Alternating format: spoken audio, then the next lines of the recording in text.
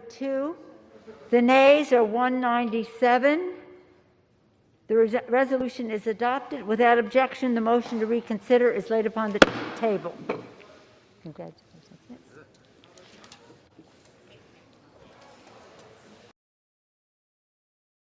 That's it. What now? That's it. It's just...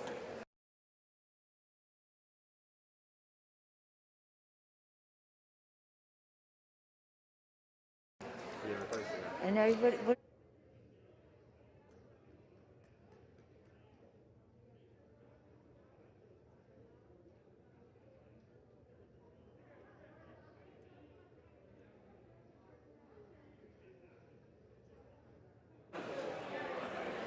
The chair announces that pursuant to Section 3A of House Resolution 41, the House Resolution 40 is hereby adopted. Stop right here. Stop after The chair announces the Speaker's appointment pursuant to Clause 11 of Rule 10, Clause 11 of Rule 1, in the order the following of the House of January 4th, 2021, of the following members of the House to the Permanent Select Committee on Intelligence. Mr. Schiff of California, Chair. Mr. Nunes of California. Just checking.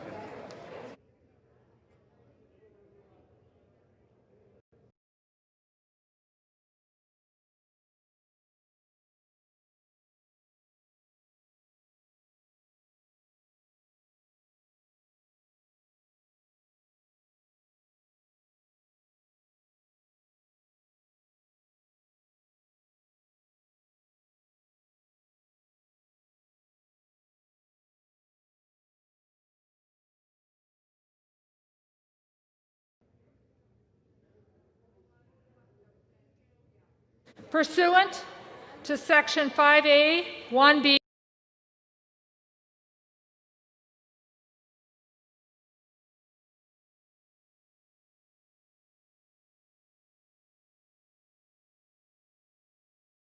Republicans voted to impeach President Trump. The vote against was 197. There were 5 members of Congress who did not vote.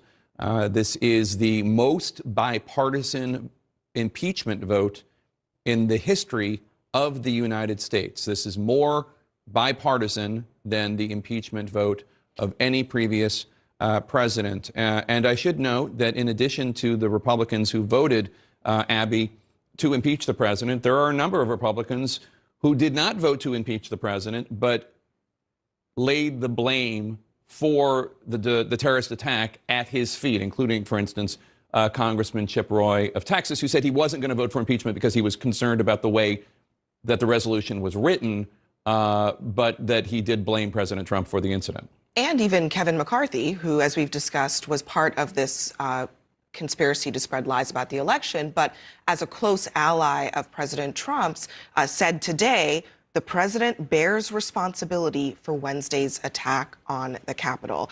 That is the clearest that we've heard from someone in that position of leadership, the House Minority Leader on the Republican side. Not leaving Liz Cheney alone, by the way. They agree on that. Liz Cheney and Kevin McCarthy agree that the president is fully responsible for this. I also think we're about to enter a phase, the Senate side, as we go into the Senate trial here, where we don't know what's going to happen. There has not been a whole lot of information about where the majority of Republicans in that chamber stand on this issue of impeachment. Mitch McConnell has made it very clear he's open to it. And if the New York Times and our reporting is correct, he even privately might believe that impeachment is appropriate in this moment. But the fact that he's letting it be known, pretty much on the record, that he has not made a decision about whether he would vote to convict or not is a huge red flag for President Trump that could indicate that in the Senate he could face a very different situation from what he faced the last time around. The Senate is typically not as staunchly conservative and Trumpian and partisan as the House is. And so I think we can expect some surprises on that side. Yeah, and with regard to what we saw just now, 10 Republicans saying, yes, I want to impeach the president who is in our own party. You know, it may not seem like a huge number. It's not when you think about the entire Republican caucus, but these are 10 Republicans who did what they thought was right, but what is politically the much harder decision to make. Right. Much harder. That's a great point. And, you know, it's easy to say, I condemn the president, but I'm not going to vote for impeachment. That's the easy political route to take. Those 10 did something that is very, very hard. And, you know, we'll see what happens. I mean, sometimes with these issues, with the benefit of time and more information, the votes that these 10 have taken today will look smarter and smarter and smarter. And two that's of them what they're relying on. We should point out, two of them, I believe, are freshmen, are first-year members. Congresswoman Butler of Washington, Herrera Butler, and Congressman Mayer of Michigan. She's Herrera Butler is not a freshman. She's not a freshman. I'm sorry. Well, then it's one. Right, but it is the congressman from New York. I think you're referring to Catco? David Vallado is a no. David Vallado. Valadeo is from Valadeo. California. He's a freshman, but he had held the seat previously. He was beat by T.J. Cox, and then he just beat T.J. Cox. Anyway, let's just talk about Mayer then. Yeah. Okay. Congressman Mayer of Michigan, Republican. He took the seat of Justin Amash. Mm-hmm. That is a really tough vote for a freshman. Mm-hmm. But he, in his statement, made it very clear you can't have presidents of the United States inciting terrorist attacks on the Capitol. On one level, it's kind of amazing that it wasn't a unanimous vote, especially considering the fact that all of these members of Congress, except for the potential co-conspirators who we don't, who might exist, that all of them were really at risk. I mean, that mob was out for blood, literally. They were chanting, "Hang Mike Pence." They wanted to kill the vice president. So on one level, it's kind of amazing that it isn't a unanimous vote. Hey, dude, you inspired this terrorist attack that almost killed me and my family and everybody I work with. But on another level, because this is politics and because it is the Trump era where literally the president had put it himself. He could stand on the floor of the House, he could stand on Fifth Avenue and shoot somebody and his base would be with him.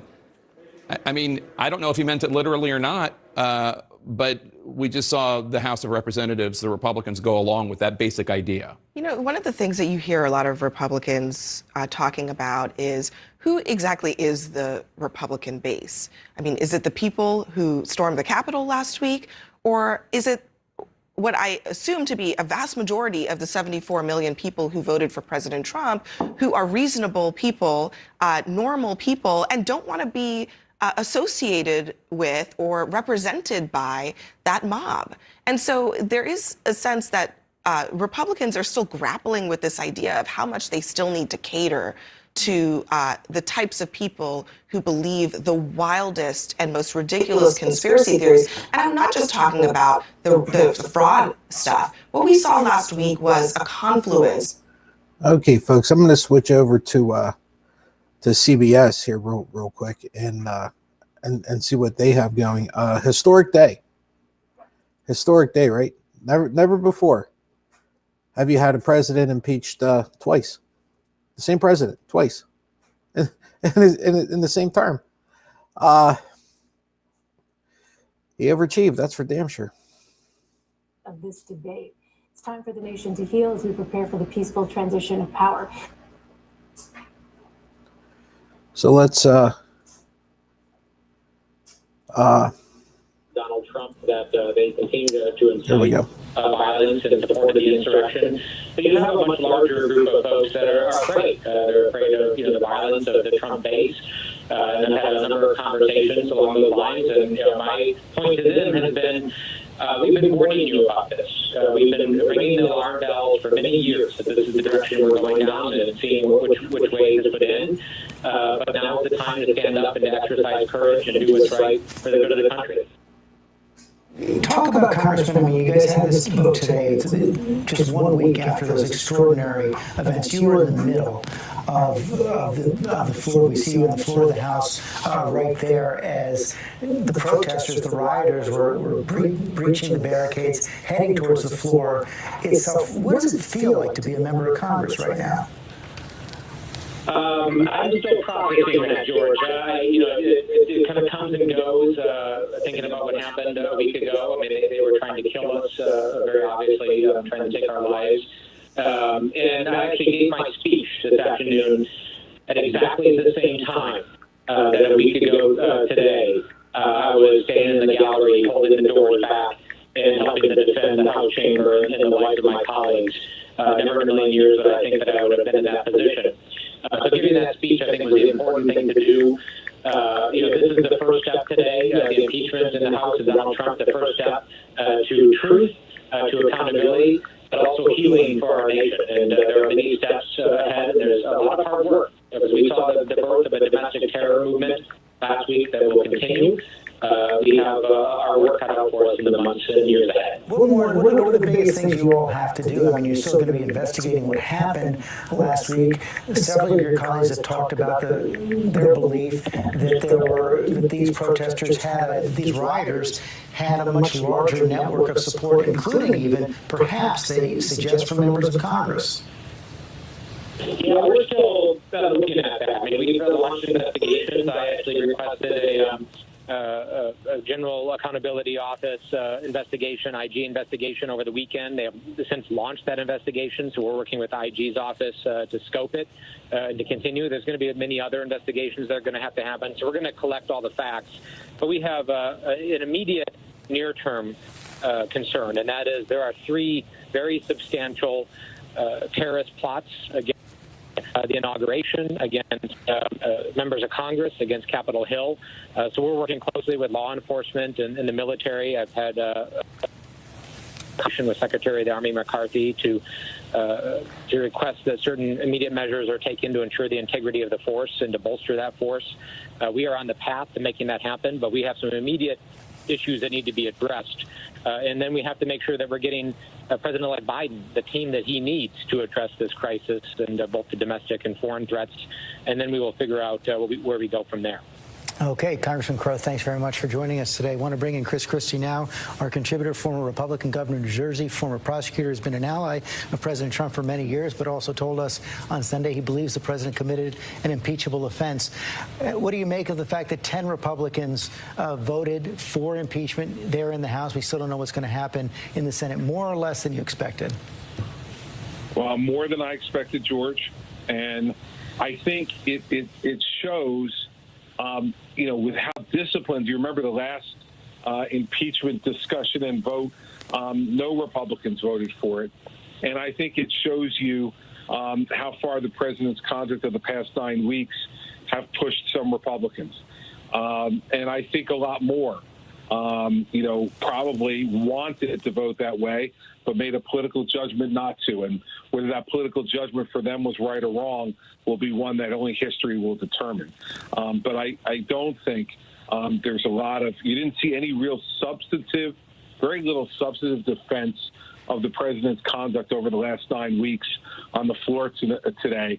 Much different than what you saw in the Ukrainian situation, where you saw a lot of substantive defense of his conduct. This time you did not. Most of the defense, as I was watching it on and off throughout the day, was process-related defense, not a substantive defense of the president's conduct over the last 9 weeks, where all of us are still waiting for the evidence of fraud that the president has promised to produce to back up his claims. And now, 7 days away from him leaving office, we still have no solid evidence of that fraud that he's alleged. Chris, how much tougher is it going to be for the president of the Senate this time? I think it will be tougher. I don't know whether there would be 17 Republican senators who would vote to convict. And again, you're going to hear a process argument there, I think, George, because the president will be out of office at that point. And so is a conviction necessary? And is it the right thing to do? And is it constitutional? And you've heard scholars on both sides of that issue. But I think it will be tougher than the last time. I think there will probably be more Republican senators who will vote to convict than the last time, when only Mitt Romney, voted on one count, as I recall. And so I think it will be tougher. I don't know that they'll get to 17, assuming that every Democrat votes to convict. So I think it will be harder, though. Chris, thanks very much. Look at that scene on Capitol Hill right now. Put that picture back up right now. You just saw those National Guard troops. You see the new barricades, the new fences being put up around the Capitol right now. We just heard Congressman Jason Crow say that there are at least members of Congress have been briefed on the security situation, see that there are at least 3 significant terror threats against the inauguration next week. Want to get more on that from our Chief Justice correspondent, Pierre Thomas. Pierre, everyone on the highest of alert right now. George, this is extraordinary. I've not seen it this tense since 9/11.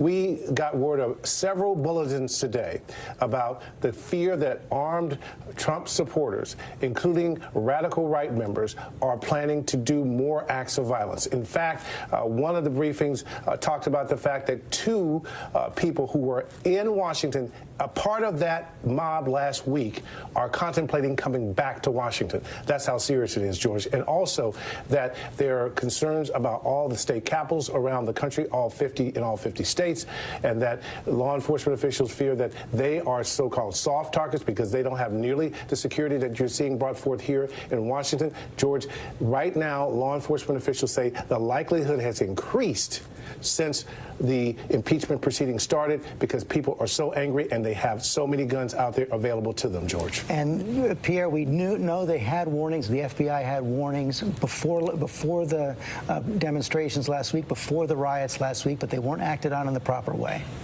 They were not. For some reason, and a lot of my sources are just asking the question, why wasn't there more support for the Capitol Police around the perimeter? If you have a situation where you know people are angry and animated, but George, in hindsight, I can tell you, there was just a belief that these people would not resort to what actually happened. Now, why that's the case, why they were more concerned about Black Lives Matter, that's a question that many people are debating going forward, George, but that is where we're left. Right now, they now know, based on what they saw last week, that there are thousands of people who potentially are willing to commit acts of violence, and they know they better be prepared. Pierre Thomas, thanks very much. Chief Global Affairs anchor Martha Raddatz. Martha, the military made it very clear running up to the election, every day since the election, they wanted to stay out of the election. They didn't see that as their job in any way. Now they have no choice. They have absolutely no choice. And as you said, George, that image is quite extraordinary. You have inside the President of the United States getting impeached for the second time, and outside his legacy as well. The Capitol surrounded by National Guard carrying M4 rifles. And there will be 20,000 National Guard in this city by this weekend because of what they are expecting. The military did not want to get involved, but they would have been there, the National Guard, last week at this very time, had they been requested. Going forward, there are concerns. 20,000 National Guard plus law enforcement. These are citizen soldiers. They come from homes all over the region, and they've been called up. We've seen pictures of them taking a break inside the Capitol today, trying to grab some sleep anytime they can. But the Army and the Joint Chiefs of Staff have also reinforced the idea these troops must remain apolitical. Surely there are a lot of Trump supporters among the National Guard, among the military. They have reminded all of them they took an oath to the Constitution. We all saw former military members arrested over the past week who took part in the siege of the Capitol, which is extraordinary in itself after taking that oath to the Constitution. But as Pierre said, there are very, very real threats out there. There are threats to members. And I'm telling you, George, the supporters I met last week, the Trump supporters, whether they were violent or not violent, still believe that Donald Trump won that election. Nothing, they say, will change their minds. And they were parroting Donald Trump's speech even before the siege on the Capitol, even before his speech. They were saying exactly what he had been saying to them. And I think if there's some sort of message tonight, they will probably say the same thing, and they will probably say the same thing those Republican members said today who did not support impeachment. They will say it's political, and the people I've talked to say exactly that. Martha Raddatz, thank you. Kenneth Moton, you were on the streets of Washington during the riots last week. You're there today. Talk about then and now. A stark difference, George. A remarkable scene right here. You heard the numbers from Martha. Right now, 6,600 National Guard troops are on the scene right here on the east side of the plaza, the east side of the Capitol. This is where they've been staging layers and layers of security. We've got this 8-foot tall fence behind me that is really all the way around the Capitol, George. We talked about when it comes to these National Guard troops, some are armed, some are not. Those who are armed, George, they've been given those rules of engagement, and they've been told to protect this Capitol, George. And that is what they were doing. It's nice to at least see a beautiful sunset behind the Capitol right now. Rachel Scott, also up on Capitol Hill right now. You were in the middle of the demonstrations last week. You've been on the halls of Congress this week. We've heard so much about the fear inside the halls of Congress right now. Members of Congress have to go through metal detectors right now. They are fighting over masks, all in the middle of this impeachment debate. And it is an eerie feeling here, George, after what happened just 7 days ago. I can tell you after walking into that perimeter right around that fence that wraps around the entire U.S. Capitol grounds, I just started counting how many National Guardsmen I saw that were armed, and I counted at least 10 until the entrance right here. Walking through the halls of Congress and seeing National Guardsmen taking a break, resting after their rounds and after their shifts, trying to get a little bit of sleep in. And those are normally the areas where you see school kids come on tours here in Congress. And then you have all of the stories from lawmakers. Susan Collins saying that she initially thought that it was an attack from Iran, that it was Iranians making good on their threat to attack the U.S. Capitol, but it was actually Americans. You heard Congressman Alexandria Ocasio-Cortez saying how traumatic it was to be running down a hallway not knowing whether or not Capitol Police would be there at the end of it. You have to think that that is going to be on the minds of lawmakers, especially in the Senate, as they decide whether or not to convict President Trump, George. Rachel Scott, thanks very much. I want to bring in Rahm Emanuel for a final word. Rahm, we haven't talked much about Joe Biden, but in 1 week from right now, he is going to be president of the United States, facing an array of challenges unlike any president has ever faced before. Economic recession, pandemic, coming off this impeachment, deep divisions in the country. We just heard 3 terrorist threats to his inauguration. Yeah, I mean, that's the understatement that you haven't said. We haven't seen anything. And there are moments at times that have one of these things. There's a book out called On the Verge, which is about Lincoln's 13 days and the threats under here. You have the economic area. You have 1918 that was under Wilson. He has moments in every other president or every other president that faced a crisis, but they've all come together in almost a perfect storm for him. I think his tone is going to be, in a weird way, most important because it shows the contrast, and his graciousness, his DNA of decency is actually going to be a very important calming medication for the country. And this is where, Franklin Teddy Roosevelt's notion of a bully pulpit, of how the president speaks to the country, that's going to be important. Second, like a laser on the COVID and getting the vaccine into the country, distributed and actually administered, and then also then seeing both the relief economically and then the stimulus. And he has coming at him. He has to get the stimulus done. He has to get the impeachment done. The impeachment will happen, and then reconciliation. So it's a perfect storm that we have not seen for another president, except for individual things like this in other presidents' history. That is the job ahead for Joe Biden. For today, Donald John Trump impeached for a second time by the United States Congress. Coverage continues on ABC News Live. World News Tonight with David Muir coming up at 6:30. This has been a special report from ABC.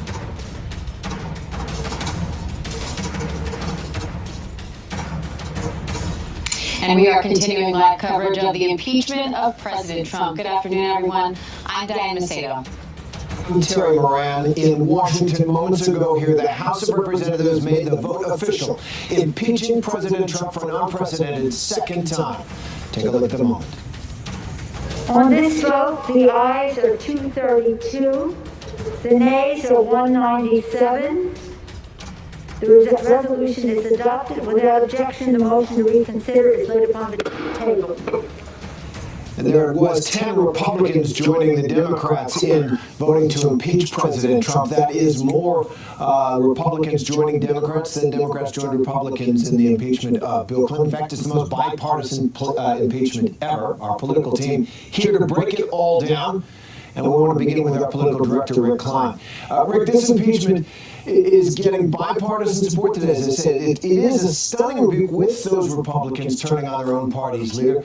What are we hearing from them on the floor today? Have you seen the Republican Party more divided than it is right now? No, 10 kind of understates the anger and the disapproval for the president's actions, because there were many other Republicans, including the Republican leader, Kevin McCarthy, saying the president bore direct responsibility for his actions and for the actions that led to the attacks, the riots at the Capitol. So I think what's critical to keep in mind here is that, yes, Republicans were largely with the president, but this is a big number, and the number could get larger still in the Senate. A lot of Republicans we heard from on the floor today, Terry, saying that what the president did may actually have been an impeachable offense, but they objected to the process, the way it was playing out, as opposed to trying to defend the substance of what the president actually did. And John, I noticed a tweet that you sent. 10 Republicans voted to go ahead and impeach President Trump here. At least one of those surprises was Congressman Tom Rice. And I noted you tweeted out what he tweeted out during the Capitol siege. And part of that tweet was, "Where is the president? He must ask people to disperse and restore calm now." So much of today's proceedings focused on what the president said before that rally. But do you think that he took a more forceful stand to quell this during that riot? Yeah, Would we be here yeah, right I now? think so. Well, quite possibly, but there's no doubt that he made things worse by how he acted once the assault on the Capitol took place. I mean, there is Yeah, he absolutely did. He absolutely did. Especially infuriated members of the Republican leadership. There's no doubt that that's something that upset Mitch McConnell, upset Kevin McCarthy, even who even though he supported him on this. That is something that Liz Cheney mentioned in her statement on impeachment. I think the Tom Rice vote that you mentioned is an interesting one. Tom Rice is a Republican that nobody that I had talked to thought was a possible yes vote on impeachment. He wasn't on anybody's list. He's from a district in South Carolina that went for Donald Trump by about 20 points. Solidly red Republican district. He still hasn't put out a statement explaining why he voted yes. I'm told it actually surprised even members of his own staff. So I think that'll be an interesting story. And I highlighted that tweet that he had put out, which was in the midst of the siege. It was put out at about 3:30 on Wednesday afternoon. So it was after most members of Congress had been evacuated, and while many of those rioters were still rampaging through the Capitol building. Look at that. That still kills me. With anguish, he said. Yeah, that still absolutely drives me crazy. That this is what people are willing to do Is the president? He must ask over a lie because they were lied to, and they believe the lie. And look at what happens. Before he actually did that. Look at what happened. And Rick, if I can go back to you. And there were still 100 how many Republican House members that voted against the impeachment. Shame on them. Absolutely shame on them. That's terrible. That are happening privately up on the Capitol Hill. Republicans are telling their colleagues, I'd vote for this, but I'm afraid for my life. And I wonder what that says about what's become of I'm afraid for my life. Party as kind of the personal political party of the leader, Donald Trump. It is stunning, but it's a sentiment that we've picked up informally along the way. A lot of people talk about this as if it's fear of Trump and his Twitter account. Well, Twitter is no longer. Guys, whenever Lou and Frank get on, we'll really dive into this pretty deep. Just for right now, I wanted to watch this with you. And their families have gotten over the past week. There is a real fear of just what members of Congress do as they go about their normal lives, and also fear even on the House floor itself. Metal detectors installed, starting with last night's debate, for members of Congress coming and going because there was concern that members of Congress were going to bring weapons onto the House floor. Some Republicans pushed right past the metal detectors, wouldn't allow themselves to be searched. And I don't know how that happens. How were they allowed in the building? If you have it set up that you have to go through those metal detectors, how did they get through the building? How did they get through? They should have been turned away. In our country's recent history, and the fact that we're there, that so many Republicans now, with just a week left in the president's term, would stand by him for fear of political or personal health retribution, that they could be threatened themselves if they voted this way, is a stunning and sad statement on where we are. And John, earlier we had a statement from the president urging no violence. What do we expect to hear from him now that this vote is official? Do you think they're going to get violent?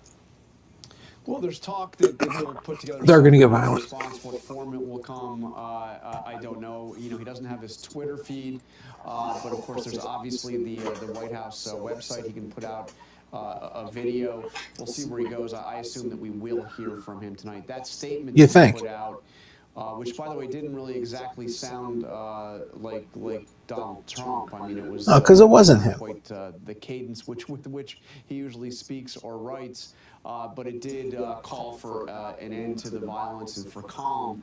Was put out in the midst It of wasn't the him. debate and was clearly Somebody wrote it for him. to try to have an effect on that debate. In fact, minutes after that statement was released by the White House, it was being read on the floor during the debate by Jim Jordan. I think it was a message to Republicans who were tempted to vote for impeachment to be able to say, well, at least the president is now asking for calm and for an end to the violence.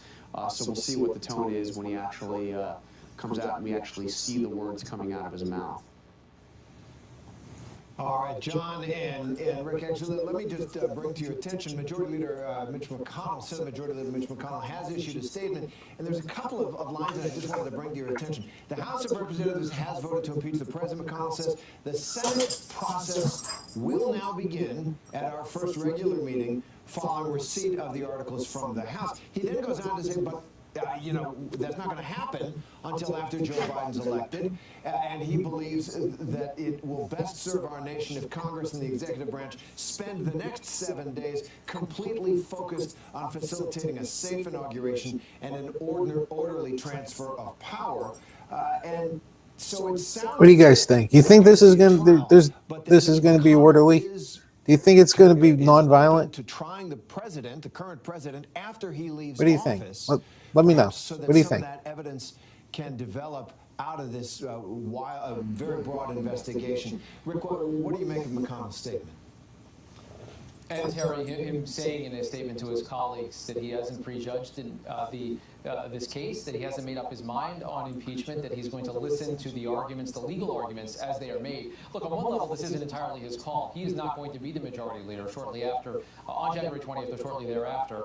Majority leader will be Chuck Schumer. But the larger message in this is that it's going to be Chuck Schumer's problem. It's going to be Joe Biden's problem. And now it is now undeniable and unavoidable that Let it be their problem. a chunk of the Senate's time and Washington's collective time That's why they're there. on the impeachment of ex-President Trump during those precious first days of the Biden administration. It is going to be a factor. It is not, maybe not the overriding factor, maybe not the only factor. And I know Biden has expressed interest in having kind of a bifurcated schedule where half the day could be about impeachment, half the day could be about starting that Biden agenda, confirming those appointees, but it will be part of it. And the message from McConnell is that there really is no functional way to start this trial and complete this trial before January 20th. And he's right about that, just by virtue of the process. You can move very quickly if you want, but you need something close to unanimity in the Senate to do so. Of course, that doesn't exist. So this is going to be something that the early stages of the Biden presidency are going to have to focus on. As I say, more facts come out from that aggressive investigation. Rick Klein and Jonathan Karl, thanks very much. 232 to 197, Lou. Troops are there at the Capitol to protect it from any further threats. ABC's Kenneth Moton was there outside all day. 10 Republicans, bunch of seditionists, and the rest are cowards. Let's say 138 seditionists, and that leaves about, what, 45 cowards? 65, 50 cowards? That just didn't vote at all. Well, they voted, but they, I don't know if you saw statement by Congressman Crow. He was the Army Ranger. He said he talked to Republicans that wanted to vote to impeach with tears in their eyes, fearing for their lives, he said. Getting texts from and calls from, constituents. I'm sure it's like a heavy district somewhere. Oh, probably. Probably. Still, I kind of hate to say it because it sounds kind of shitty, but do your job. Yeah. You got a woman running around Bobert into the house with a Glock. Who else? There's a couple of them carrying guns in, from what I hear. I still want to know how all of those knuckleheads got through those metal detectors. Well, they ignored it, and they knew they had it, and they didn't stop them. You Oh, know. but that's what I'm saying. How were they not stopped and turned away?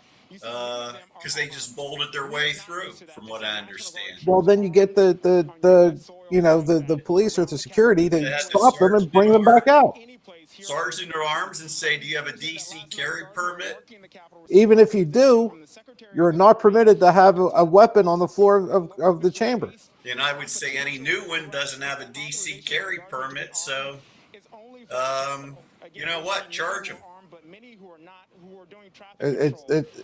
See, this is my problem, and I'm going to get a little off topic here, Lou. But this is the same problem I have. Let me mute this. This is the same problem I have with the COVID things, right?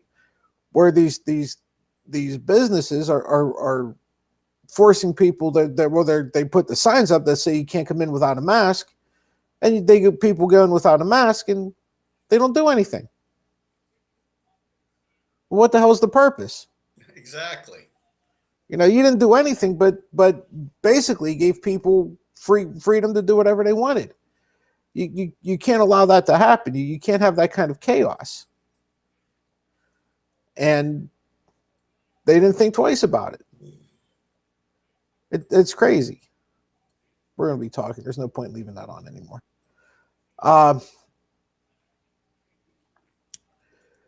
First president in history to be impeached twice. Biggest bipartisan vote in the history of impeachments.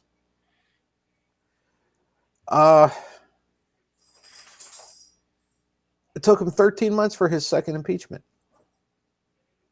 Right? That's pretty good. If nothing else, Lou, it's historic. You know what? There's going to be a lot of these guys losing a lot of money for a lot of donors, I think. Wasn't there something in our Discord group or Discord channel today about how much or not how much money they're losing, but the folks that pulled out on them? You know what? I was gone for 2/3 of the day, so I didn't see a bunch. There is a whole lot of folks who have I can't find it, who decided that they're just going to stop. The money dried up. The money's gone. They cut. Marriott was one. Home Depot is another. They're no longer given.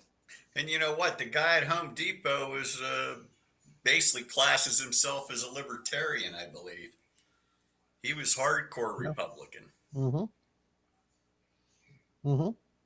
And nope, nothing.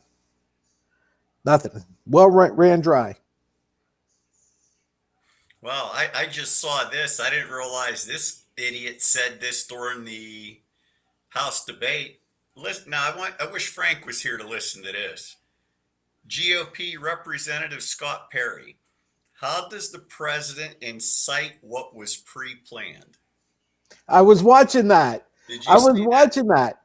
I was actually watching it. I was watching it on what the hell's her name's channel? Actually right here on Twitter. I'm sorry, on Twitch. I was watching it. Oh, I can't think of her name. Why am I drawing a blank? And literally everybody just stopped, like the chat stopped. Everybody just stopped and was like, wait, what? What was that? And that's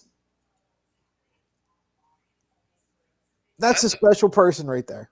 I would say the FBI should be calling him tonight and saying, you want to stop by the office tomorrow?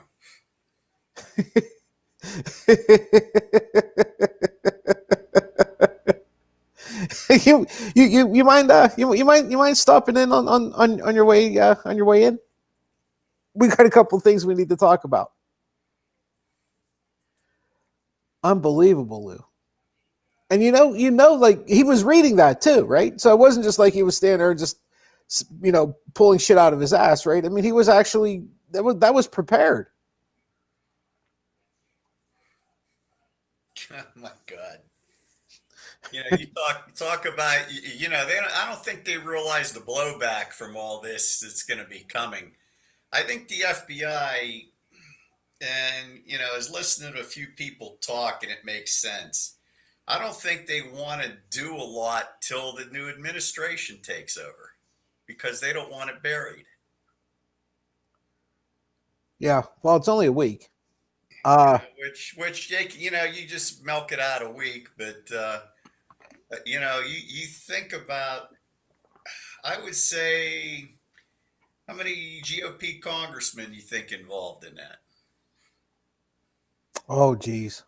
We're hearing a lot about that now, though. 5, 6? Yeah.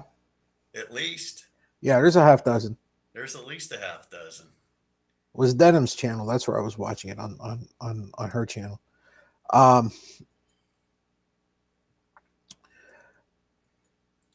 like this one, right where Jared and Ivanka bought land. They paid $30 million for a plot of land in a swanky part of Miami with some country club, Indian Creek, Florida. The country club, the posh private club near the 30 million plot of land, told Jared and Ivanka, you want to go, if you want lunch, go see your fellow patriots at Mar-a-Lago.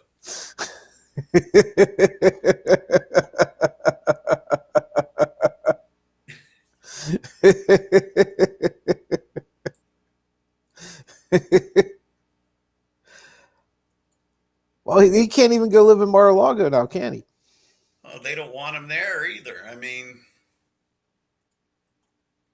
well, he did sign that. He did sign that that agreement, right? Oh, here we go, Lou. Here we go. I knew I'd find something, right? The 10 House Republicans who voted to impeach Trump. Okay, there you go. There's the 10 House Republicans that did. Okay, I don't think there's any new names here. Any of those stick out to you? Gonzalez kind of did. Liz Cheney. We knew that yesterday. Were there any surprises? Today, I don't know enough about some of these. I'd say I was just looking. There's a link or something over here that shows the margin of victory by Trump or Biden and what district they were in. Oh yeah. Well, that would be interesting. Cheney, Trump plus 43. Newhouse, Trump plus 19. Rice, Trump plus 19. Kinzinger, Trump plus 16. Gonzalez, Trump plus 14. Mm-hmm. Upton, Michigan, Trump plus 4.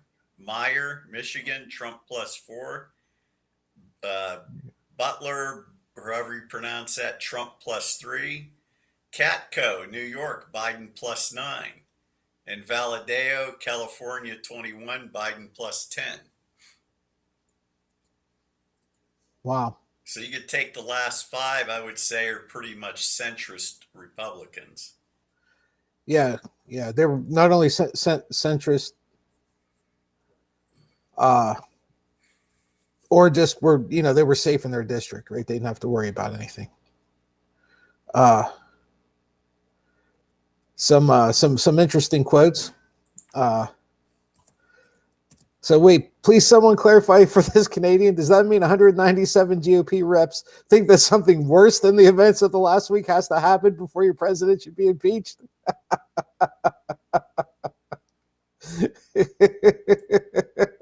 Yeah.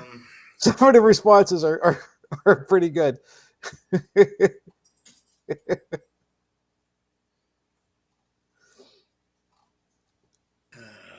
Amazing, isn't it? Yeah. Absolutely amazing. I was listening to the rights arguments, the House, the Republicans in the House. We'll get back to that in a second. And the overwhelming theme that I heard was that their defense of Trump was greatest economy in history. Okay. Which it wasn't. Which it wasn't. Some of them said the wall, he built the wall, yada, yada, yada. But all of them said the same thing. Almost all of them to a person said the same thing. And that was with only a week left to go. And, Frank or Lou, I always keep asking the question, do you make that same argument? Like, are you using a sports analogy now? Right? Because, you're a hockey guy, right? Some of those penalties aren't called in the last 2 minutes of the game. Mm-mm. And they're really not called in the playoffs, right? Is that the analogy we're going to use? That this is a sporting event now, and because there's only a week left to go, maybe we shouldn't hold them to the rules anymore? Apparently, right? I don't get the argument there. I mean, are you saying that he did do these things, and if instead of a week to go, there was 2 months to go, then you'd be voting for it? Or is that your argument for voting against or not voting for the resolution was because, well, there's only a week to go? Yeah. Right? What if there was a year to go? Are you voting now? Are you voting for it now? Is that what's your time frame? And funny how you didn't use that time frame whenever you decided to get another conservative on the Supreme Court, huh? Yeah, that was done in a week. Time frame didn't matter then, right? Yeah. Time frame didn't matter then. No. They were more than willing to say, oh, you know what? We have a week to go. Oh hell, what's 6 days more than we need? I threw I don't know if you saw that floating around today. I threw it on Discord. It's for you and Master Grant to play around with since your computer, but it's a video upload map from Parler during the insurrection, and you can expand that map. It tells you how to get into it to actually get a video. Did you just do it a couple just now? Yeah. I brought it up close in one. I didn't have time early today to try and mess around, but there was 3 or 4 uploads from around the Newcastle area. Huh. I'm trying to see how the hell to get into it. There we go. He has directions of how to do it. Parlor video locations. Okay, here we go. Okay. Let me kill that other one. Let me start this one. There's got to be a better way to do this. We got to get better software to do this. Yeah. Okay.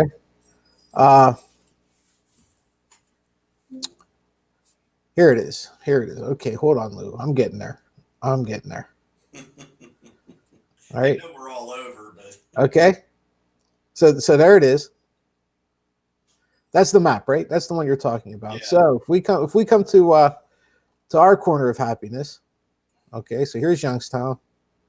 Here we go. There's a few in Youngstown. Look at Newcastle. Look at this. Yeah, look great there. Look at that. Is this Yeah, there it shows how to, because if you go to the dot, you can it brings up, it actually shows the exact longitude, latitude it zeroed in on. I'll get rid of that 3D map. That's stupid. Well, maybe not. If I can zoom in a little bit more. Nah, we can go back to flat. Okay. So here we go, Lou. East Washington Street, Kerr Street, Produce Street, Sadie Street. You know where this is, right? You know what?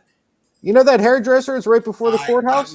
I was just gonna say, is that the?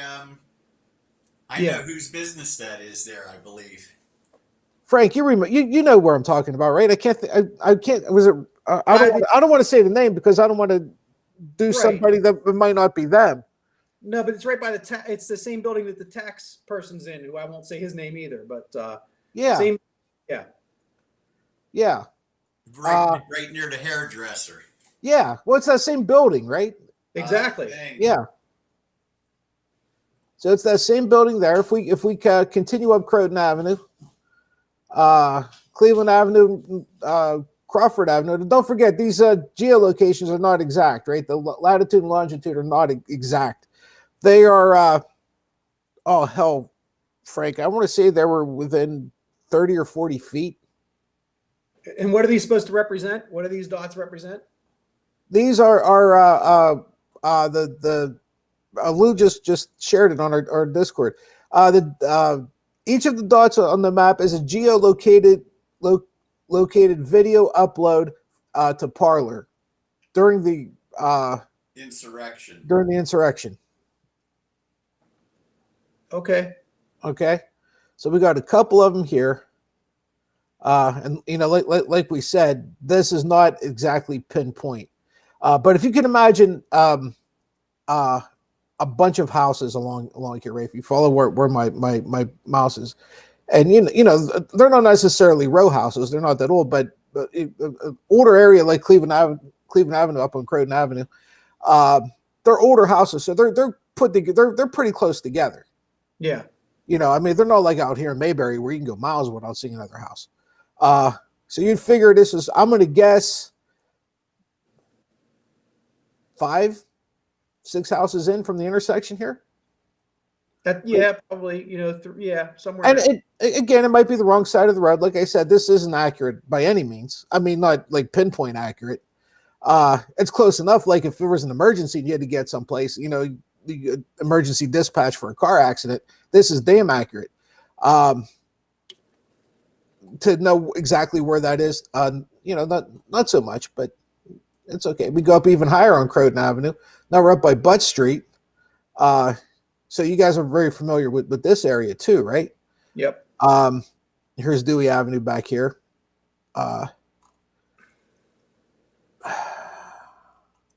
Is that around the car dealer? Reds? Yeah, I don't know if Reds is over here or over here, but I'm just trying to remember. So those are there. Is that across from the church there?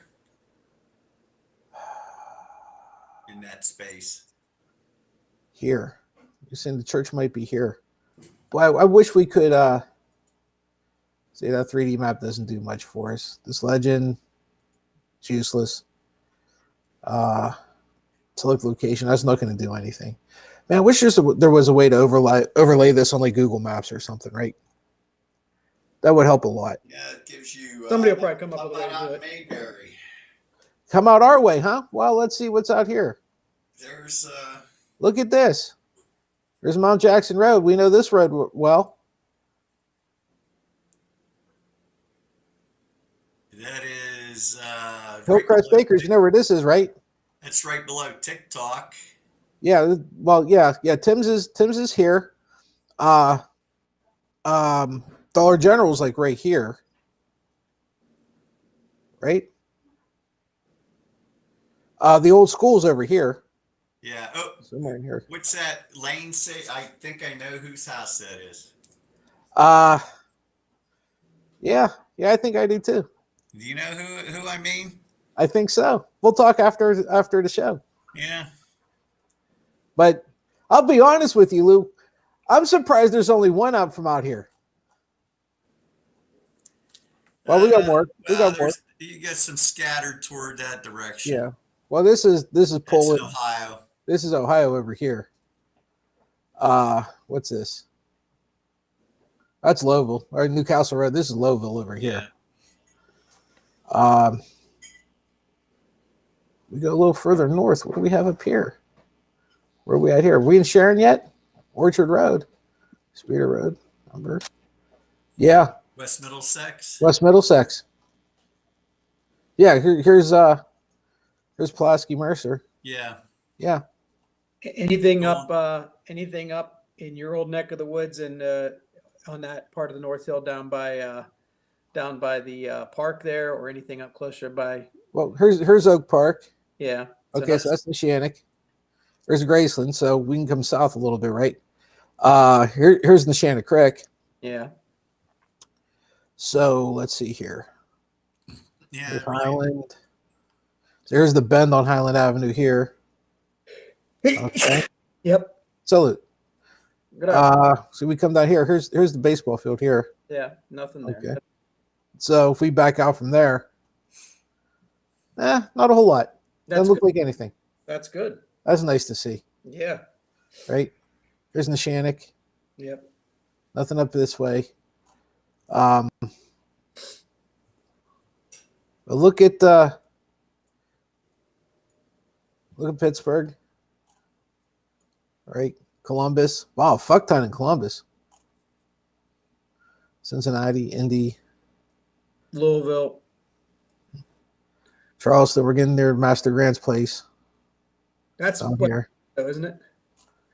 That Charleston was. Oh, that's the wrong Charleston. I was going to say that was pretty quick. Yeah. It didn't take a whole lot of movement to get down there.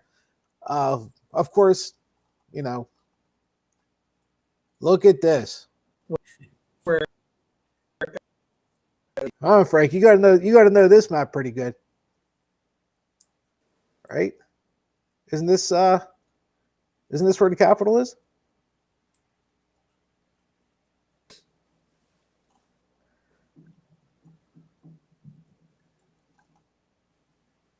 Or here's Pennsylvania Avenue. I'm sorry. Yeah. So but you would think those dots would scale as you scale. Oh well. So DC, if you go, let's see, northeast a little bit, you'll see yeah, right there, and then just enlarge it, like back down a little bit to the left, just a little bit. Yeah, north of the mall there. Take me from Truxton Circle. Should I be going? What should I usually this is as 0 for me? Okay, so south and west from there just a little bit. Yep, you're moving in the right direction. Yep, now enlarge it. Okay, so the cool thing about this is you see there's less activity. Everything's along Pennsylvania Avenue. Right, everything's along there because that's where the people were marching and gathering. And then but up in this area, northwest or northeast, I'll call it. It's actually northwest. If you look at the street signs, it's northwest. Yeah. There's not much. And then if you go across, what is that? Center Parkway or whatever it is there, just to your right, right on the screen. Just keep it enlarged. Yep, just go across. This road? Pull it that way, and then north from there, just north a little bit. Keep going north a little bit more. Now you're in northeast, okay? Again, very sparse, okay? So what that tells me is, unless it's a MAGA person that's in town, you really don't have anybody uploading anything to Parler because northeast is a residential and to some extent, you can see, like if you go just a little bit further east, don't pull out, just, yeah. Okay, look at the context of the building right there, yep. Okay, that's more residential. Those are the people that live in DC. Okay, they might have some apartments, they might have housing in that area. These people that live in DC, they're not Parler people. They are going to be people who vote blue. They're people who don't believe in Parler. So you're going to see, wide swaths of that. Then let's go down to southeast, directly south of there. Just pull straight down. Yep. Again, a very notable lack of, when you look at the cluster of things that was up kind of towards that other area, nothing here. Southeast is very residential. Okay. It's a very old African-American neighborhood all throughout the Southeast, pretty much.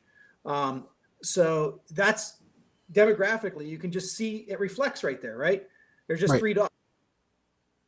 Yeah, we over here. Yep. Yep.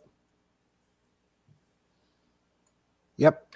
So having lived and worked in DC for a better part of a few years, I'm familiar with all these quadrants. It's 4 quadrants: Northeast, Northwest, Southeast, Southwest, and each has their own character. Northeast is a bit business and, law offices. Northwest is a bit more of that, but Northeast becomes more residential where I showed you, and Southeast is very residential. Southwest is starting to boom with the waterfront, universities, etc.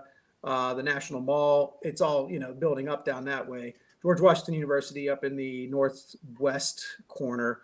That's where Georgetown, George Washington, etc. is all up in that area. So it's very, very affluent. Okay. Right. Yeah. Wow. But so here's the National Mall here. So isn't this where the rally took place and then they went this way? Towards Congress, yep. Yes. So this is the rally thing. This is what interests me, okay, is because you have all this data here, which kind of tells me that the stage was probably somewhere here. But look at all this over here. What the hell is all this? And that is not proportional to the northern part of that, which it would be. So something's happening here. Was that where the tents were located? I that's what I'm curious. I'll be honest. I do not know how this whole thing was laid out much to begin with. Okay, I'm just looking at the amount of data and where the distances between them, which is almost nothing. That's telling me that this is where the majority of the action was. Right? You see how this is a little bit more spread out. So you have people actually like functioning here where this was a crowd. And then obviously, they're videoing as they're making their march. And this has to be the building itself. Right? Well, here it is. I mean, I think you can, here's like your footprint here. Okay, so you'd have both chambers, right? And there's the so this is the actual Capitol building itself. Does that sound about right, Frank? What's that? I'm sorry. I'm thinking this footprint here. This is the actual Capitol building itself. Yes. Right. Yep. So this is where so you can actually see that there was shit inside. Now, obviously, being that it's inside a building, the signal's not going to be as great, and you're not going to know if they were on like multiple floors or anything like that, because there's just no way on a 2D model you're going to know that. But right. The fact that you have all this inside the structure, and you see, this is an access point here. This has to be access. How people were getting into it here, yep. Here, and here. Right? It has to be. I'll be honest, that's a little bit chilling. That's a little that's kind of like seeing crime scene photos. Yep. That's frightening. So you can understand why people are upset about this, and while we're on the subject of Parler, guys, and I'm thrilled that I can start asking you these questions. We saw how like the social media companies have responded. Okay. Yep. Where they Twitter knocked them off. YouTube today suspended them. They didn't knock them off. They suspended them, I think, for 2 weeks. 7-day ban from uploading. Yep. Oh, 7 days. I believe so. Yeah. Okay. I don't know if it was 7 or 14. Maybe they just suspended them then until after the inauguration, I'm guessing. Yep. Twitter suspended Boebert today till after the inauguration. Wow. job from I can't Colorado. hear Lou, so I apologize, Lou. I don't mean to not respond to what you're saying. I just can't. I can't hear you.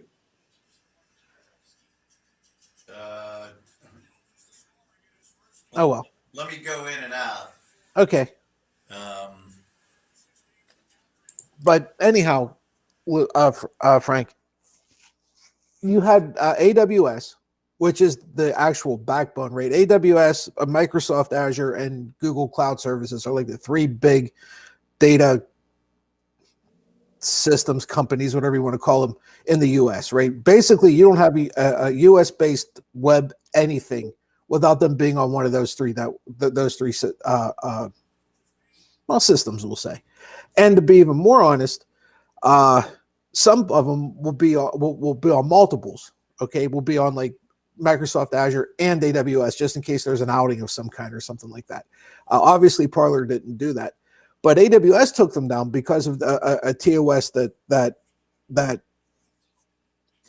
the owner of or CEO of Parler made very clear that he had no intention of following.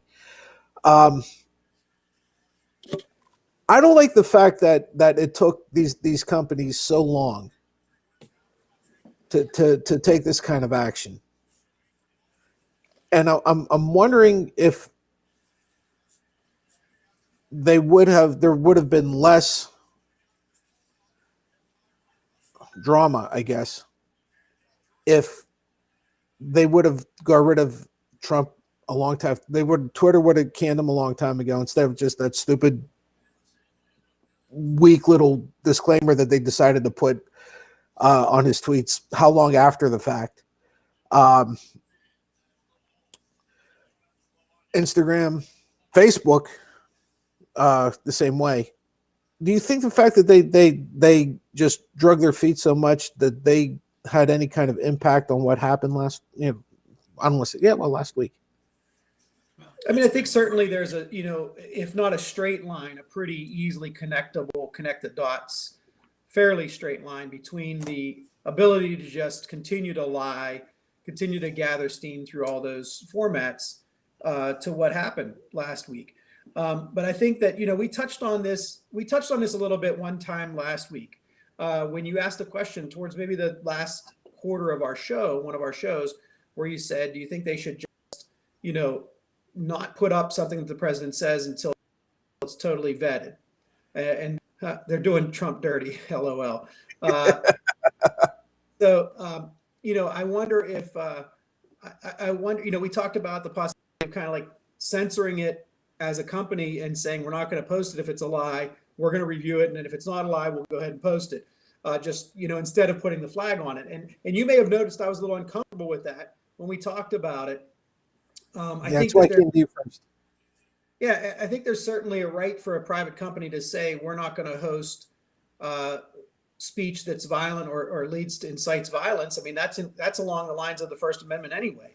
But to just kind of say we're going to start to censor a leader and just review everything they say, it starts to be a little uncomfortable for me. And if you see the reaction that came out of Angela Merkel this week, it does start to make people uncomfortable when you talk about that, because where's the line drawn?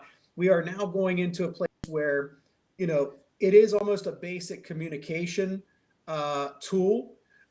They've become so ingrained in society that the communication ability of people is reliant upon the technology. So if technology servers start to censor that communication, it gets a little worrisome. One of my favorite kicking posts, I guess you would call it, or whipping posts, is Elon Musk. I've railed against him at times. He also raised a flag or concerns about big tech kind of censoring people and political voices that they don't like to hear. So I wonder if it wouldn't have just inflamed people had they, censored him early on, if it wouldn't have just inflamed all these right-wing folks. I certainly believe that he would have had less of a reach, as we've talked about before, had they done that. But, I don't think you can tamp it out completely, and it could have given more fuel to the fire, so to speak. I don't know the answer. I think, everybody should watch the program, The Social Dilemma. It's a great program. It's on Netflix. It talks about these issues and how we can try to rein this in. And, big tech kind of started this without the vision of what it became now today. So I don't mean to not have a direct answer to your question, except to say that it's unknown what the complete effect would have been had they just stopped them earlier.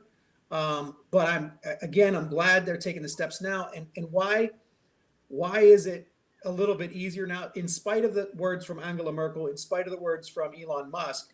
You now have direct evidence. You now have evidence of what this led to. And these companies can say, look, we didn't censor people.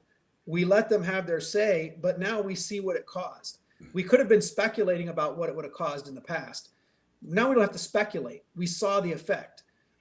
So I think that, as unfortunate as it is, it gives them better footing to say that their action was based upon actual events, that rather than what they quote unquote didn't like to hear. It really blows Elon Musk's argument out of the water. It's not that we don't like to hear this speech, it's that it's actually having an effect. It's cause and effect. And we see that. So to me, I feel more comfortable, even though it sucks that we're here, I feel more comfortable with the companies taking action after they saw the effect. Reactive rather than proactive. I hate that, but it is what it is. Frank, I'm an engineer. The term "it depends" is in my vocabulary. It's every day, right? There's the only time your answer is black and white is whenever you give me a black and white question. All right, you can't say, well, if this happens, it depends, right? There's too many variables. But here I'm gonna intentionally push back. Just hear me out here. Before you put one word, one letter, one post, one picture, one anything on any of these social networking platforms, you have to sign an agreement. You make an agreement that you will abide by these rules. And my argument is, if they would have held these clowns accountable to these rules from day one, then it doesn't look like censorship now. Right. Because the perception is they're pissed off at him and they don't like his message anymore, other than he just broke the rules and now it's now a bridge too far. He took it to too far an extreme, and now we were actually breaking the rules earlier because we allowed it to happen, but now we actually have to enforce the rules because the dynamic has changed to a point where people are dying. So I guess my better question, because I apologize, I didn't do a very good job of asking, would everybody have been better off if they just would have been enforcing the rules, even if they enforced them half-assed for the last 4 years, as instead of coming down hard in the last 4 days? Yeah, absolutely. I mean, I think that's the great question, and I think it's a great way to frame it. Your pushback is well taken. I think that you have these rules for a reason. You apply them from the outset. You apply them uniformly, not to one way for the most famous people who are going to get the most clicks, and one way for me who is only going to get 50 clicks. Okay, you apply them uniformly, and then you've got no excuse. You've got no objection. We have a set of rules. We apply them to everybody the same. Absolutely. I mean, I think that if they had done that from day one, we'd have a much better situation. I think also that they rode that wave. They rode that, popularity wave for a reason. And that's another thing that pisses all of us off, is that, they saw their gravy train with them, just like a lot of other outlets. Mm-hmm. And they said, well, we're going to let this pass because it gets us more views. It gets more eyes on our site. Every time he says something, we're in the news every night. Twitter's in the news. So, it's clear that some of that stuff was, driven by clicks and driven by money. And that upsets a lot of people, and rightly so. I mean, I think people that are, a 10-year age generation older than Lou looked at, governance by tweet as insanity from the outset. I mean, regardless who's giving the message, governance by tweet is crazy. And, had people younger than our generation seen it that way from the outset, it might have been a little different, right? Well, the thing is, I mean, I thought governance by tweet was stupid. Lou, the part that kills me is Facebook was excuse the poor choices of English. Facebook faced this almost the same thing 4 years ago with the amount of disinformation that was coming from a third party for Trump. That third party happened to be Russia, but okay, so they almost had a 4-year start on this, or a 4-year head start, and they still didn't do a damn thing about it until. Does it take people to die, I guess? Money driven, and you know what? I keep hearing, well, they're silencing conservative. It's conservative censorship. This is where the Democrats lack in messaging, is saying, no, it's not conservative censorship. It's a company that had a policy you have to sign on to. The people inciting violence just happen to be conservatives. Why is that? And leave it right? Yeah. Why are they being censored? They're inciting violence. Why does it just happen to be conservatives? And you know, the part that kills me is to this day, to this very moment, you have people who will still argue the First Amendment right against a private company. A private company who didn't tell you, hey, come and do whatever you want. A private company that came in and said, you can use our platform under these conditions. Well, if one of those conditions is, hey, you just can't, we'll make the old-fashioned analogy. You can't yell fire in a crowded theater unless there's actually a fire. You're going to whine and bitch and complain whenever you get arrested and thrown out of the theater because you yelled fire when there wasn't a fire. Fucker, we just told you can't do that. And you did it anyhow. Frank may know this. Is that what Section 230 was about, to make them liable? If they were liable, maybe they'd be shit canning these people instantly. That they had in that defense bill that Trump wanted through, that they said no for social media companies. Frank, can you hear Lou? It won't go through to them. That's all right. I can't hear you either. I mean, I can hear Lou. I can't hear Frank. I wonder what the heck's going on here. I don't know. Let me see if I could check my microphone. I'm sorry, I had myself on. There we go. I had myself second. But I can't hear Lou, no. Lou's question was, his statement was, and I'm going to paraphrase, was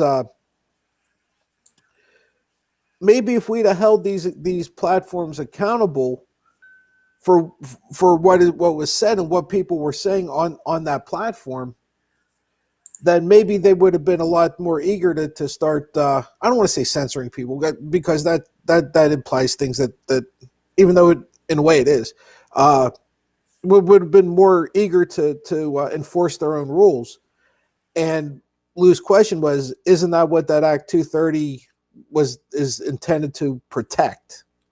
Yeah, I think so. And I think it's a great point. I mean, yeah, Lou, you're raising a great point. I think had people, maybe the way to go about it is to say, people who had been censored, people whose posts had been removed or flagged for the very reasons that Trump's should have been, or other folks like Trump should have been suing Twitter and saying, I have a right to the same access to this program, this software that anybody else does. And if you're selectively enforcing the rules against me but not other people on this format, you're basically selectively enforcing it, and you're taking away the rights that nobody should have, basically. But you're not enforcing the rules against me as you are against other people.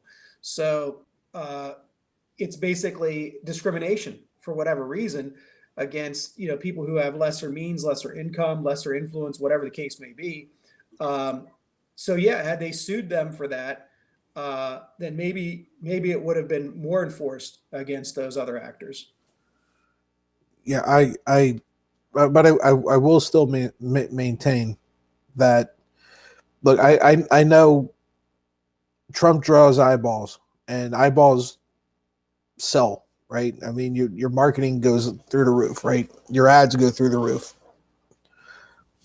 So they had to know it too, and they had to know what kind of pushback they were going to get whenever they finally decided to snuff this guy out. And I'll be honest with you. I'll be honest with both. I'll be honest with everybody listening. I think all of these tech companies took a gamble that things were never going to get this bad, and that's why they never did anything to begin with. I think that's what they did. They rolled the dice, knowing that the chances of it rolling a 7 were low, and they got hit. They rolled a 7. Yeah, I mean, it's look, it's hard for anybody. It's hard for the people in our own group that we talk to every day about the dangers that were being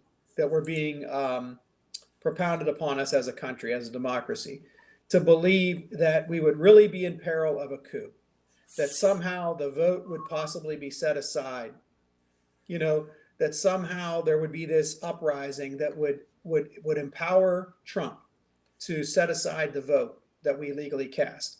But we came within inches, literally, maybe moments or inches, however you want to measure it, of that happening.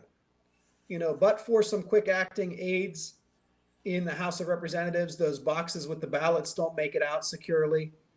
But for some quick acting internal, really internal security forces, the Congress people don't make it to safety. So it was a crazy, real danger that people didn't really believe existed. Didn't believe that could actually happen. The officer that drew that crowd the wrong way. Who was it? Was it one of the people in the DA's office for DC, or it might have been the DA himself? I don't know. Who basically yesterday had a presser and said, "You don't know how bad it really was." I'm paraphrasing, but he said, and he made it sound like eventually, eventually a lot of stuff's going to come out because we're going to have court cases, but he said people don't understand just how bad it was, and I'm interpreting that kind of along the same lines that you're talking about. Yeah, it was bad, but that bad translates into how close we came to. Holy shit, we're screwed. All right, is the microphone up? Oh, dude, you sound like a champ now. There we go. It's so good to hear your voice, Lou. Like staring into the void, like, what's Lou saying?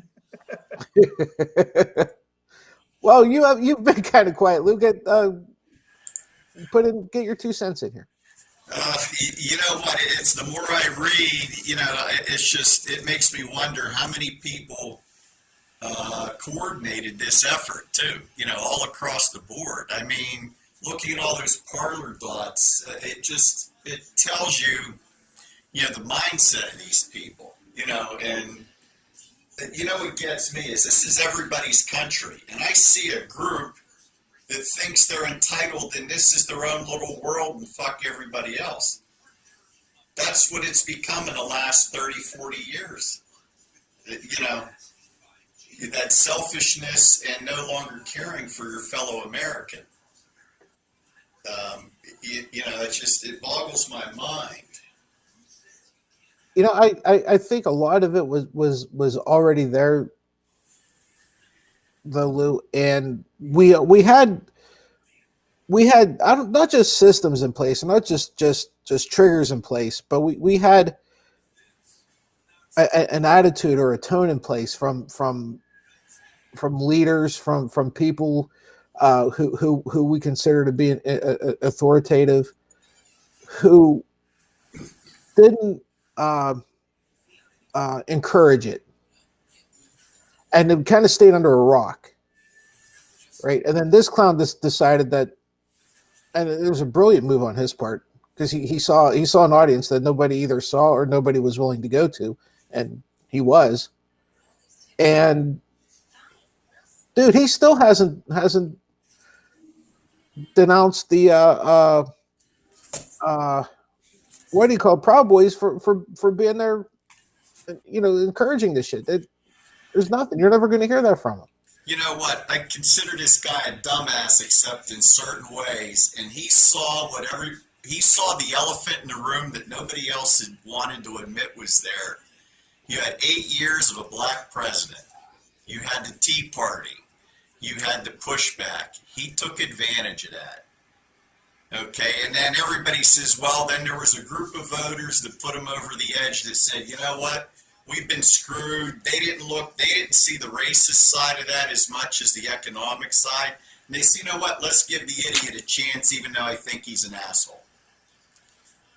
And that's what took him over in those Rust Belt states.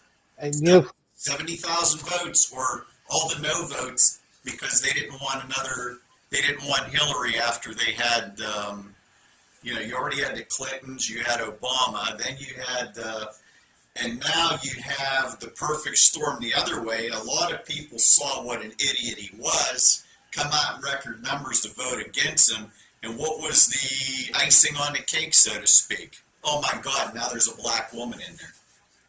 Yep. Frank, I've been trying to correct people all the time. Said, because they always say he was a real estate guy. He's a real estate guy. No, he's an entertainment guy. Yeah. Yeah. I mean, he knew how to push the buttons. I mean, he definitely was involved in entertainment at the casinos. He was involved in entertainment on NBC with The Apprentice. He surrounded himself with people who knew how to produce movies. We've talked about it before with regard to what's his name that likes to dress up in money-colored clothes. Steve Mnuchin. Mnuchin, yeah. Steve Mnuchin is the executive. Just watch a bunch of movies on Netflix and see how many times Steve Mnuchin's name as the executive producer. I mean, he's not the creative producer. He's the money guy. Yeah, but he knows enough people that are the producers that know how to put together the show, to put together the storyline. And that's what Trump thinks, it's all this big storyline. Like, his biggest concern right now is not that he'd ever get to govern again, because he doesn't want to govern. He doesn't have any idea about policy. He doesn't care about policy. He just wants to be the ringleader. He just wants to be the entertainer, as you said. And, he's so upset because his golf courses aren't going to be used. That's what really upsets him right now. He's upset because he's going to not have a voice or a megaphone, So I love that they're hitting him where it hurts. I love it. I mean, that guy, he's probably, twisting in the wind right now because he's losing all the things that are very dear to him. And I would bet that that's really what's under his skin. The impeachment, I mean, I don't think he even cares about the impeachment. I think he cares about losing the golf at Bedminster. I think he cares about losing his ability to get on social media and, the possibility that he's going to jail. Those things are what's twisting his tits. Yeah, I think that the jail thing has him worried. And I'll tell you why I think it has him worried, Lou, isn't the fact that he's going to get sued or he's going to court, all that other shit, because he basically lived there, is the fact that he doesn't have any money now. He can't afford to buy his way out. There's too much. There's too much coming at him, and the well's running dry. How many of these banks with his accounts that don't want to do business with him now are going to be going after his assets? Well, they dropped like flies in the last 2 days, haven't they? Yeah, and you'll find out how many assets he actually has. Well, we're going to find that out pretty soon, anyhow. Yeah. Yeah.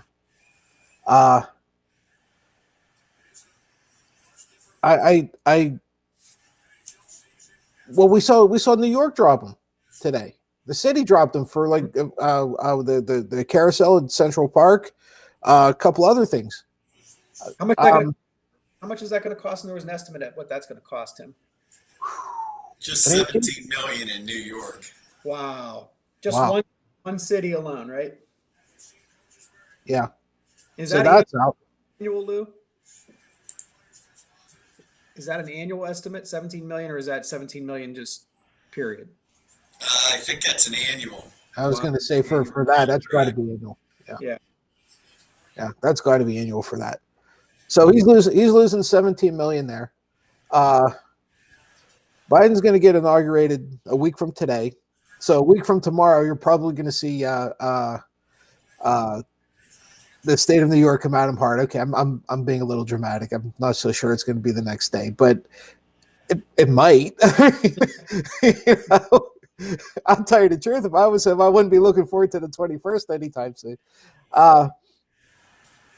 But it's coming. It's coming hard, and they've basically had a minimum of 4 years to get their shit together, right? I mean, it probably started off slow, then it built steam or whatever, but basically they've been doing this shit for 4 years. Any guesses, Frank, that it's going to be more than one thing they're getting them on or charging them with? Yeah, I mean, I think that they've got a bunch of stuff lined up. I think they've got, fraud charges. I think they've got tax issues that they're going to be coming at him with. So, at least those two things. I wonder if there's going to be some campaign issues federally. I wonder if there's going to be some, if he pardons himself, obviously the federal issues off the table, but state taxes, fraud in inducement when he goes for loans in a particular state, New York, for example, if he went for real estate loans and he lied about his income on those loans, there's a fraud issue. So I think those two are really stand out to me, is the fraud and the tax issues maybe in the state courts. In federal courts, you've got maybe some violations in campaign law. You've got some potential problems with possible emoluments violations, whether they rise to the criminal level or not. And it would be interesting to see whether, if he pardons himself or not, if he doesn't pardon himself, whether any of that would be germane, whether it would be able to be brought and say, you committed criminal acts as the president, and then see if he can raise immunity once he's out of office. I'm interested in those things. Can he pardon himself now that his impeachment is still in process? I mean, if he's not found guilty, then he would have had the right to do it. So I would say, to me, as just from a legal standpoint, I'd have to look at the procedural law on it from a standpoint. I would be really curious, because I was under the impression, and that might be wrong, but I was under the impression that was one of the reasons that they were in such a hurry to get this thing done, was because things like pardoning himself, declaring war, shit like that, his hands were tied. Now, like I said, I could be wrong. I'm not by any means saying this from any point of reference at all. It's just, you may be right, and I just thought. I'm concerned with the process of that, because of the fact that you're innocent until proven guilty, and if he is ultimately found to be acquitted again, which I don't think he should be acquitted. Let's get that clear. I don't think he should have been acquitted in the first place. I don't think he should be acquitted this time either. But let's say he is acquitted, then you've retroactively tied his hands from doing something that he had a right to do when he was in office, which I don't think would be appropriate, but it may be legally allowed, as you're saying. That may be the process. Here's the other thing, though. Let's say that it well, I guess it doesn't matter let's say it's not black and white, okay? Because let's face it, no one's ever been impeached twice, and no one's ever been impeached with a week left to go. His trial isn't going to take place until he's out of office now. Right. So, I mean, we're not in gray areas here anymore, Frank. We're in like knee-deep mud. Let's say he is found, because the Senate's going to hold the trial. So I'll be real curious to see how that plays out. But the Senate's going to hold the trial. And let's say it takes until the 30th, which it very well could. And he's found guilty. Does anything really happen to him? I mean, yeah, he's going to lose his Secret Service and he won't ever be able to run for office again, but does anything really happen to him? He doesn't have anything else to give up. He's no longer in office. Right. You're not going to remove him from office because he's already removed. Yeah. So I don't see any other consequences. No, I mean they're going to be minor. I mean, giving it the pickle he's in with the fact that you have the Putin's going to be coming after his ass to pay up on things, and he's going to lose his security people in 10 years or something like that. Which he may be in jail then anyhow. He may die. He may have a mysterious heart attack. He may accidentally hang himself in his jail cell, huh? You know, it's really straight. It's really weird times. I really do wonder why the push to impeach him if we're not really sure what happens, what he can and can't do while the process is going on. I mean, I'm sure you can find out, Frank. I'm sure, just a little bit of research, you'll be able to get it. But boy, it has to be more than he just got 2 strikes on him with one of those strikes being a week left in his presidency. But that would also mean he wouldn't be able to pardon any of his family either. And poor Rudy.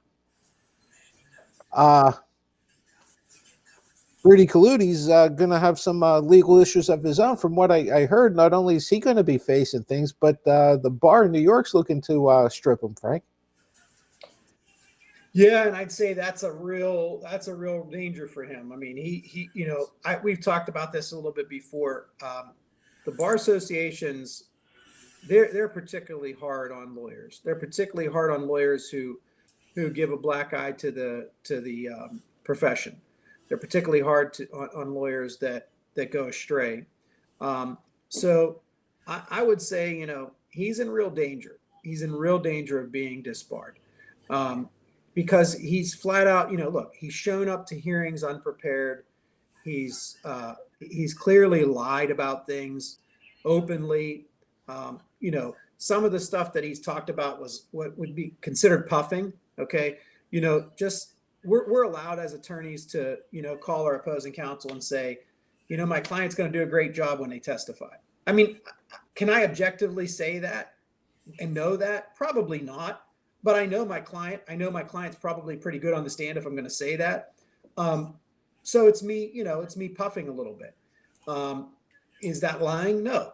But it's me kind of like rah. Here's my case. My case going to be good. My client make a great show on the stand. So you better pay before we go to trial. Client could show up and fall apart on the stand.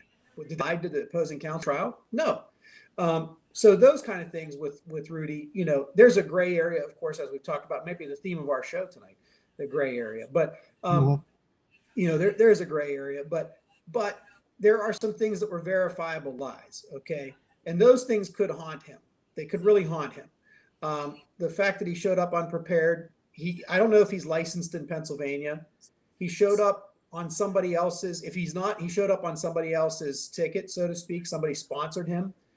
When he went into the court unprepared, sponsored by some other attorney, man, that's not good. That's not good at all. So it could call for some suspension of his license or, revocation of his license in New York. I think he's on thin ice.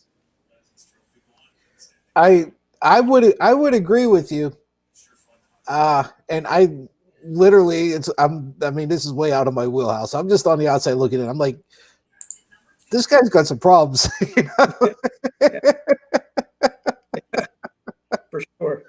Yeah, he's got some issues. Lou, he's gonna have Rudy and what's his name? Dershowitz. Dershowitz, that's right. Be his counsel for his impeachment hearing. Let's assume that Dershowitz is doing this as a freebie. With all the other legal stuff that he has, he's going to have a choice to make. He's either going to have to find somebody who's not as good as Dershowitz. I'm not saying he's the best there is, but he's pretty damn good. or he's going to run out of money. Because I can't imagine he's going to be able to afford to pay this guy through all the legal problems he's going to have come the 21st. What's he do? Public defender. You know what? He'll come up with the money somewhere just because he owes a lot of money out. You think he made a deal with Kushner's father? That would be a possibility. I mean, and I think if that trial goes to the Senate, there's a good possibility they convict so he never runs again because the Senate Republicans don't want anything to do with him. Yeah. Well, he can't run again. He'll be stripped of that. Right, and then you have legal issues, and I would like to see a lot of lawsuits, maybe against Ivanka and the kids instead of him. I wouldn't be surprised if those are coming. Scamming charities, tax fraud. I mean, Ivanka's sitting there with tax evasion too, probably. Yeah. Wasn't Trump funneling money to her, basically laundering it in one of the scams? As a consulting firm? I wonder if that emoluments clause is going to come back to bite her in the ass, Frank, or is it just the president only? Well, I mean, it may be able to be extended to the cabinet. And I don't know, was she officially a cabinet member? No. Well, right? That's a good question, isn't it? I don't remember what her actual title was. Yeah. Any of the kids? I don't think they had any official. No. Kushner did. I don't think Junior or Ivanka did. Ivanka. I always get her and her mother confused. Good question. Dude, honest to God, if they had no titles at all, that's the ultimate grift right there. That's the ultimate grift. You took the highest office in the land and you made a boat ton of money without ever having any responsibility to do anything because you didn't have a title. Nothing was asked of you. Yeah.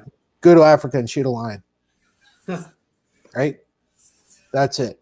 Had nothing. Get on a microphone, make an ass of yourself, and get all coked up with your girlfriend. That's it. That was his responsibilities. Yeah. Made a ton of money. Unbelievable. What do you guys think? You want to wrap it up? Christ, I don't even know if she did have an official post. I'm telling you, she didn't. And I know Junior didn't. That guy, you can't. She was doing was grifting and making 90 millions, probably putting a thumb down on foreign governments to get money. Well, she was selling purses. Yeah. So I just would, I'd love to, I think we could wrap it up, but I'd love to just ask this question. If there are any folks who watch our show that have leaned towards Trumpism, that have leaned into the idea of being MAGA, that have endorsed Donald Trump in their lives, if you're still with us to this point on this show, God bless you. Three people who have just pounded the crap out of you. I got to tip my hat to you for doing that. But in any event, I just got to ask you this. When you hear the things now and you look back on all of those last 4 years and you look back at the irony of saying the Democrats want to turn us into Venezuela, the Democrats want to turn us into this and turn us into that. Look at what's been done. Look at it genuinely. Not everybody has their kids grifting.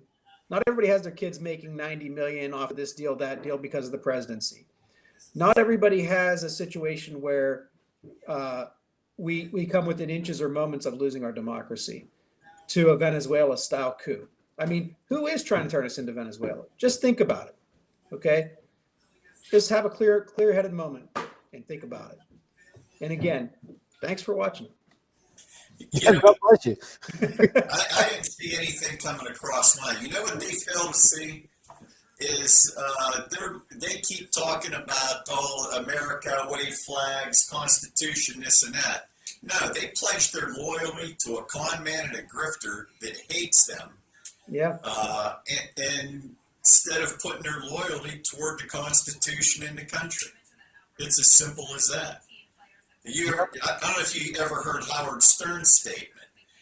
And I think it even came up last week during that insurrection. Trump was embarrassed that the people that were doing that in the Capitol were his supporters and how bad they looked and how classless. This coming from a man that shows that money can't buy class. But he looked down on them perceived as lowlifes in comparison to him that he was only using for his own personal gain. You didn't see, you know what, did his bone spurs act up? He didn't go running down that street to the Capitol that day, did he? Neither did his asshole son. Great points. Great points. Neither did his asshole son. And these guys love him. Yeah. That's what I don't get. They love him. They're licking his balls, and he wouldn't care if he ran him over with a car. You're right. Oh God, no. He wouldn't even slow down. No. He never. Okay, here's one that what was the officer's name? Sicknick. Yep. Okay, he gave his life trying to protect the Capitol and the Constitution. This guy was actually a Trump supporter, and he couldn't even come out and call the family and give condolences or make a statement. Nancy Pelosi called his parents personally. Joe Biden called his parents personally to give condolences. Not this. No, this guy does not give a shit. Absolutely. Apparently, and Pence didn't either. They wanted to kill Pence, and he wouldn't even.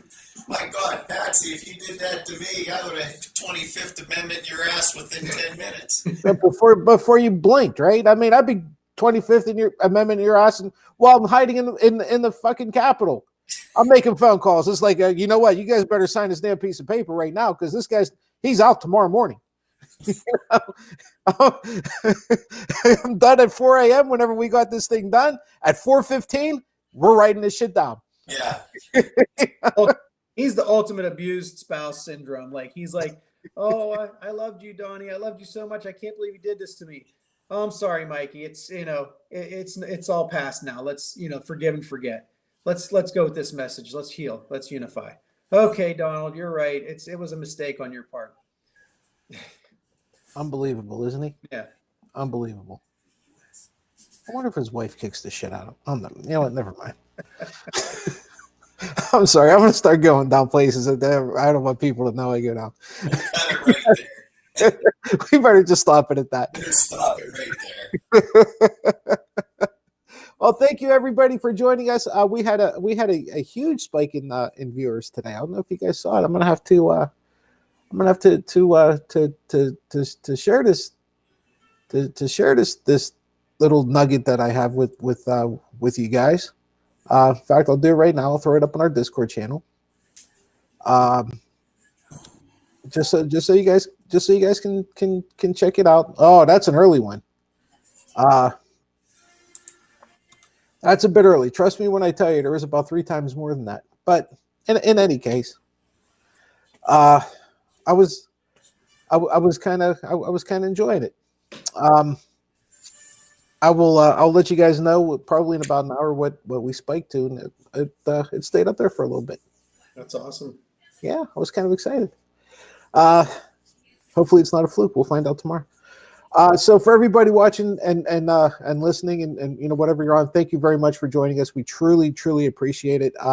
It means a lot to us. It really does. We will be back tomorrow. Same bad time, same bad channel. Master Grant probably will be with us. I'm not going to speak for him. He was supposed to get on today, but we're called and guys, software engineers, I don't know what to tell you. Don't ever tell him I said he's not a real engineer. Don't ever do it.